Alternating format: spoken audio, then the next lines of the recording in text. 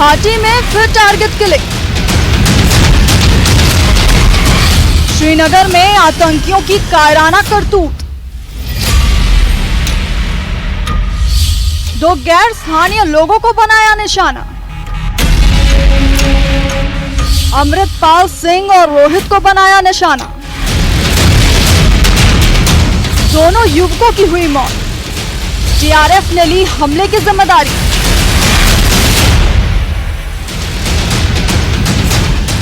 कुछ महीनों से शांत कश्मीर एक बार फिर से दहल उठा है। सरहद पार समर्थित आतंकियों ने कश्मीर में फिर से बेगुनाहों का कत्ल किया है। बुधवार को आतंकियों ने 2 गैर स्थानीय लोगों को निशाना बनाया। इस आतंकी हमले में 31 साल के अमृतपाल सिंह की मौत हो गई, जबकि रोहित नाम के युवक ने आज अस्पताल में इलाज के दौरान दम तोड़ दिया। 2 गैर स्थानीय सीमावर्ती गांव चम्यारी के रहने वाले हैं। अमृतपाल सिंह कारपेंटर का काम करते थे और रोहित अमृतपाल के साथ घूमने आए थे। इस आतंकी हमले की जिम्मेदारी टीआरएफ ने ली है। वहीं इस हमले की राजनीतिक दलों ने निंदा की है। ऐसे इलाके जिनमें सालों साल के बाद मिलिटेंसी के ये हमले आजकल देखने को मिल रहे हैं, और फिर श्रीनगर, इस तरह के टारगेटेड किलिंग्स ये कोई मामूली चीज़ नहीं है।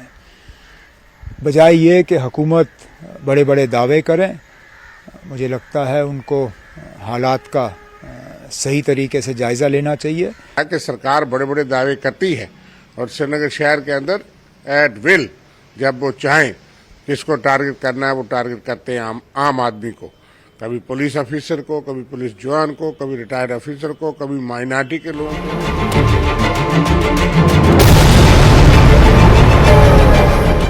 इस कायराना हमले से अमृतसर के चम्यारी गांव में गमो गुस्से का माहौल है। अमृतपाल सिंह रोजी रोटी कमाने कश्मीर गए थे, जबकि रोहित अपने घर के इकलौते संतान थे।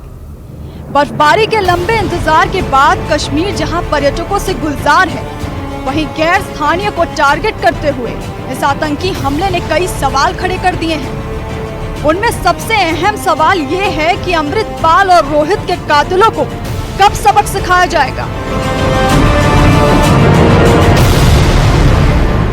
सिक्योरिटी फोर्सेस की बात करें तो उनके लिए अब यही चैलेंज है कि कितनी जल्द वो जो कल्प्रिट्स है इनको नैब करेंगे, ताकि जो अमृतपाल सिंह है और रोहित है उनको इंसाफ मिल पाए। शाल कदिल से आफाक शाह के साथ न्यूज़ 18 के लिए मैं सरोज कफील।